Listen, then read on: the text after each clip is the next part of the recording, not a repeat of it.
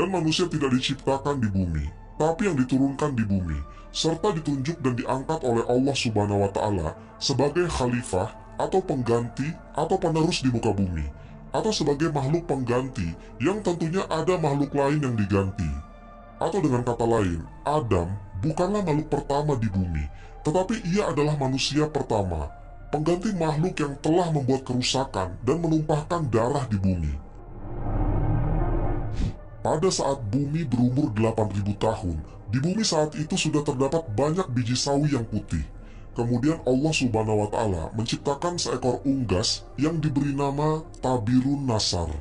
Oleh karena begitu takutnya terhadap kematian, maka sang unggas hanya memakan 1 biji dalam setahun. Namun akhirnya tetap habislah biji-biji sawi itu. Tabirun Nasar pun akhirnya mati.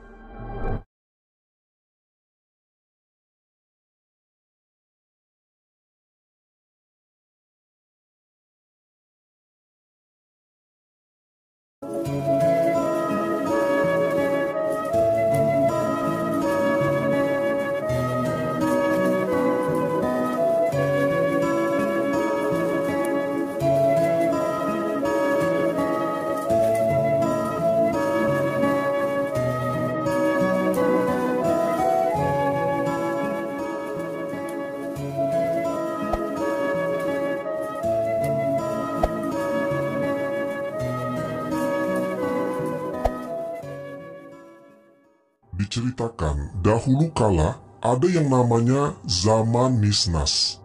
Nisnas ini adalah makhluk yang menghuni dan menguasai bumi sebelum zaman insan atau manusia modern seperti kita sekarang ini. Bangsa Nisnas adalah makhluk hidup pertama di bumi. Mereka hidup satu masa dengan jin dan musnah jauh sebelum Nabi Adam alaihissalam diturunkan ke bumi. Bangsa Nisnas dipercaya hidup jauh di utara bumi, dekat dengan wilayah kutub utara. Salah satu kota tempat terdapatnya peninggalan bangsa Nisnas ini adalah di Spitsbergen. Di kota inilah banyak terdapat peninggalan dari bangsa yang telah musnah ini, seperti lukisan-lukisan manusia bersayap ataupun makhluk setengah hewan. Mungkin pada zaman tersebut, makhluk-makhluk setengah hewan memang eksis di bumi ini. Bahkan mungkin, setelah bangsa ini musnah, sisa-sisa dari mereka yang bertahan dianggap dewa oleh orde manusia. Tak heran, di berbagai penjuru dunia, kita dapat menemukan berbagai artefak atau lukisan manusia setengah binatang. Bahkan di Indonesia sendiri, terdapat artefak manusia setengah binatang seperti manusia Garuda. Contohnya ada di salah satu candi yang berbentuk badan manusia dengan sayap dan memiliki kepala seperti burung elang. Lalu mirip juga dengan yang ada di Mesir dalam lukisan yang ada di dalam piramid. Lukisan keduanya relatif sama, digambarkan sosok makhluk berbadan manusia berkepala burung. Entah itu hanya sekedar mitologi atau dahulunya memang kenyataan. Banyak legenda menyebut adanya gambaran manusia setengah hewan. Misalnya cerita tentang manusia setengah hewan dengan badan manusia tapi berkepala anjing, yang dalam masyarakat Jawa disebut dengan Aul, atau kisah Anubis dalam kepercayaan Mesir kuno. Kita kembali ke peninggalan bangsa Nisnas. Spitsbergen terletak dekat sekali dengan lingkar kutub. Di sana matahari hanya bersinar hanya sekitar setengah bulan saja dalam 1 tahun. Jadi selebihnya gelap gulita. Kegelapan tersebut hanya diterangi oleh aurora borealis. Banyak sekali peninggalan masa lalu yang tidak terlacak di sana. Peninggalan-peninggalan masa lalu sebelum manusia menguasai bumi. Bangsa Nisnas ini adalah bangsa yang sangat maju. Bangsa Nisnas ini diberikan kemampuan yang luar biasa. Satu kelebihan mereka yang sangat luar biasa, yaitu mereka mempunyai kemampuan telepati yang sangat hebat. Teknologi mereka sangat maju. Peradaban mereka juga telah membangun kota-kota yang sangat megah dengan segala teknologi canggih dan tata kota yang sempurna. Bangsa Nisnas mempunyai postur yang jauh lebih tinggi dari manusia saat ini. Tak heran, kuil-kuil dan bangunan yang dibangun oleh mereka ukurannya begitu besar dan megah. Ras mereka dibagi menjadi beberapa. Ada yang sangat mirip dengan manusia namun memiliki sayap. Ada yang berbadan manusia berkepala binatang ataupun sebaliknya. Karena kecongkakan, ego, dan nafsu, mereka saling berperang antar sesamanya. Hingga akhirnya bangsa ini dihancurkan pasukan langit yang dipimpin oleh Azazil. Azazil ini nama makhluk terkutuk yang sesudahnya diubah menjadi nama iblis. Pasukan Azazil juga diperkuat dengan yang mereka sebut sebagai Phoenix atau burung-burung api yang berasal dari neraka. Hampir semuanya musnah dalam pertempuran. Yang tersisa hanya sedikit dari mereka dan peninggalan mereka. Itu pun hanya diketahui oleh orang-orang tertentu saja. Selain di Spitsbergen, peninggalan mereka pun ada di Swedia dan di suatu kawasan di Asia. Namun ada juga yang selamat dapat bertahan dari serangan tersebut dan melarikan diri. Mereka kemudian menyebar untuk membentuk koloni dan membangun peradaban kembali. Sebagian dari mereka yang berwujud manusia setengah ikan melarikan diri ke palung-palung laut yang dalam. Mereka inilah yang sering kita dengar sebagai putri atau putra duyung. Al-Quran menjelaskan tentang makhluk sebelum manusia adalah bangsa jin. Dan kami telah menciptakan jin sebelum Adam dari api yang sangat panas. Al-Quran Surat Al-Hijr ayat ke-27. Dan manusia tidak diciptakan di bumi, tapi yang diturunkan di bumi, serta ditunjuk dan diangkat oleh Allah Subhanahu wa Ta'ala sebagai khalifah atau pengganti atau penerus di muka bumi, atau sebagai makhluk pengganti yang tentunya ada makhluk lain yang diganti. Atau dengan kata lain, Adam bukanlah makhluk pertama di bumi, tetapi ia adalah manusia pertama, pengganti makhluk yang telah membuat kerusakan dan menumpahkan darah di bumi. Pada saat bumi berumur 8.000 tahun, di bumi saat itu sudah terdapat banyak biji sawi yang putih. Kemudian Allah Subhanahu wa Ta'ala menciptakan seekor unggas yang diberi nama Tabirun Nasar. Allah Subhanahu wa Ta'ala berfirman kepadanya, "Hai unggas Tabirun Nasar, makanlah olehmu biji sawi itu. Apabila habis biji sawi itu, engkau akan aku matikan." Sang unggas pun memakan biji-bijian itu. Namun, cara memakannya diatur. Pertama, sehari 1 biji yang dimakan. Setelah semakin berkurang, maka kini dimakannya hanya 1 biji dalam sebulan. Biji sawi itu semakin berkurang saja. Oleh karena begitu takutnya terhadap kematian, maka sang unggas hanya memakan 1 biji dalam setahun. Namun akhirnya, tetap habislah biji-biji sawi itu. Tabirun Nasar pun akhirnya mati. Setelah kematian tersebut, Allah Subhanahu wa Ta'ala menciptakan makhluk lain sebagai penghuni bumi, yaitu 70 orang laki-laki. Namun tidak semuanya langsung diciptakan, melainkan satu persatu Allah Subhanahu wa Ta'ala menciptakannya. Apabila seseorang meninggal, maka langsung diciptakan yang lain. Masing-masing dari mereka berumur 70.000 tahun. Konon, setahun pada masa itu sama dengan 1000 tahun pada masa sekarang. Tatkala telah mati 70 lelaki itu, kemudian Allah Subhanahu wa Ta'ala menciptakan jin. Dan dia menciptakan jin dari nyala api. Al-Quran Surat Ar-Rahman ayat ke-15. Sebagian dari jin-jin itu ada yang berkaki 4, berkaki 2 dan terbang.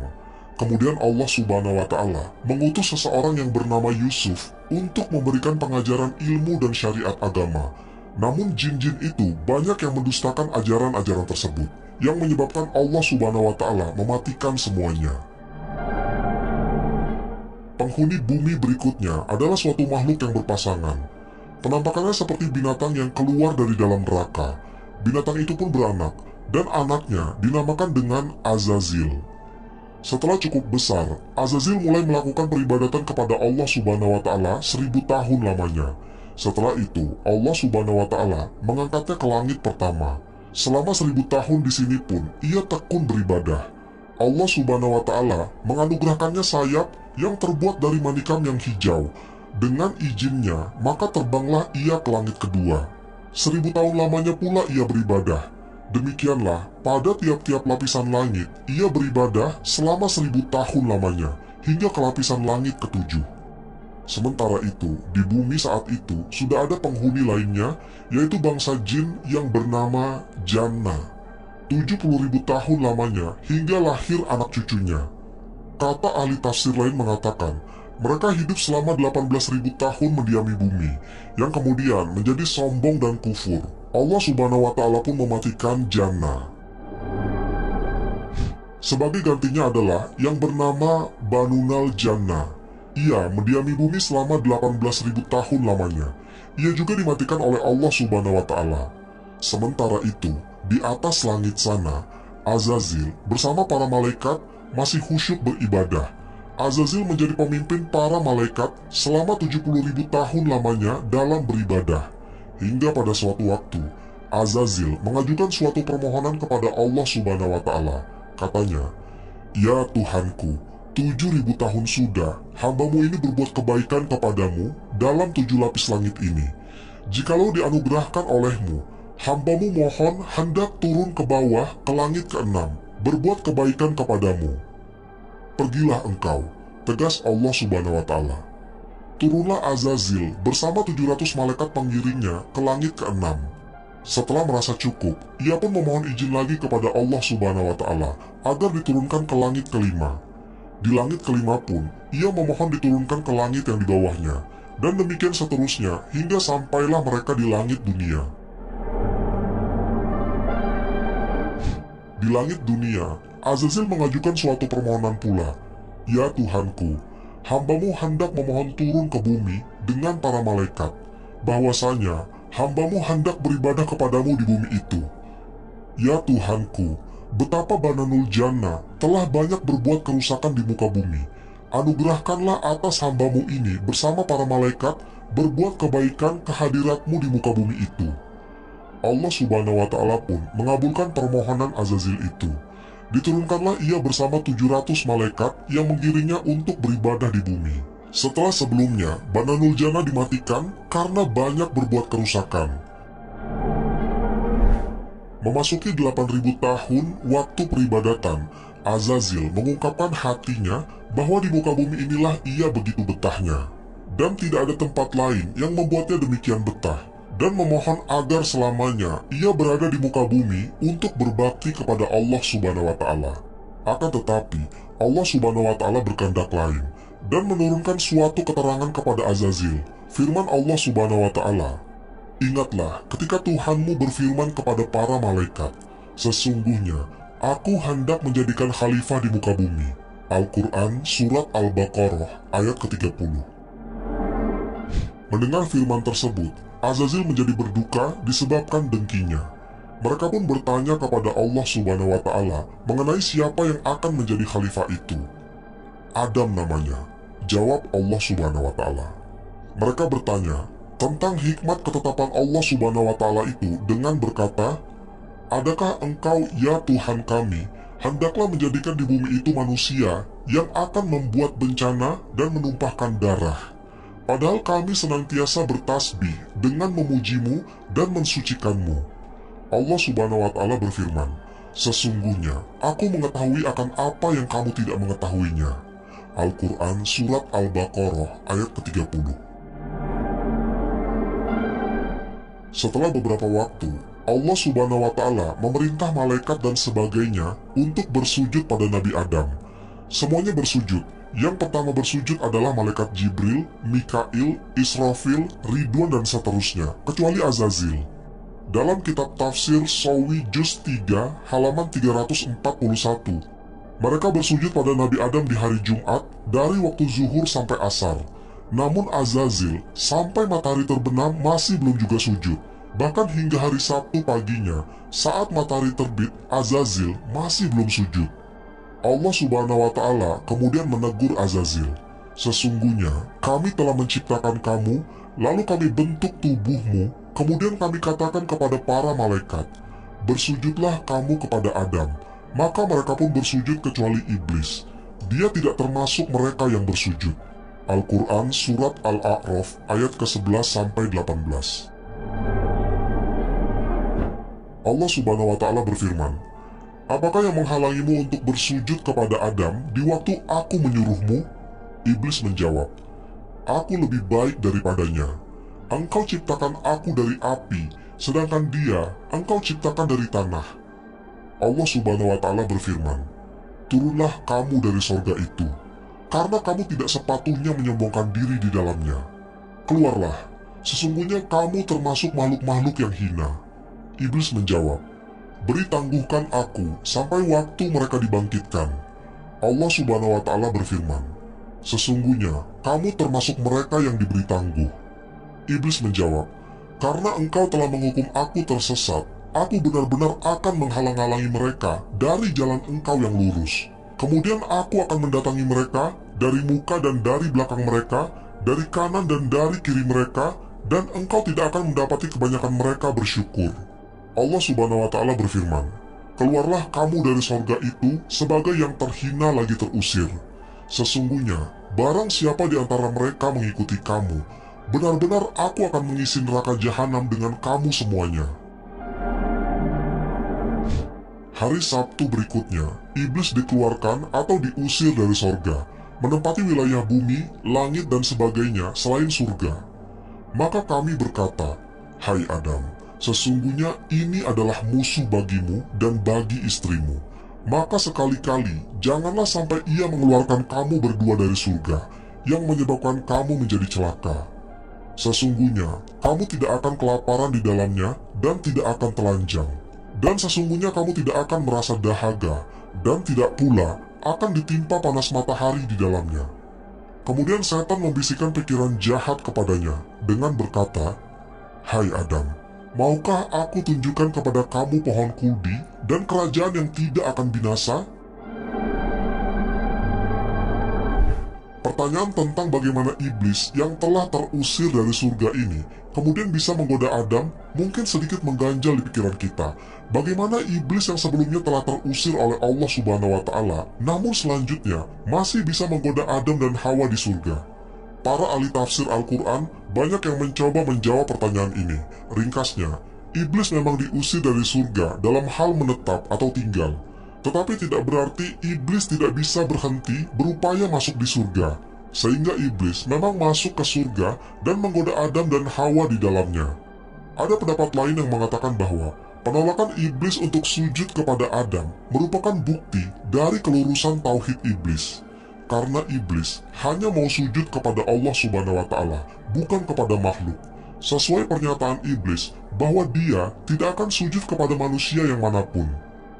Tetapi sikap pembangkangannya terhadap perintah Allah Subhanahu wa Ta'ala untuk bersujud kepada Adam adalah suatu pelanggaran, makanya tauhidnya gugur.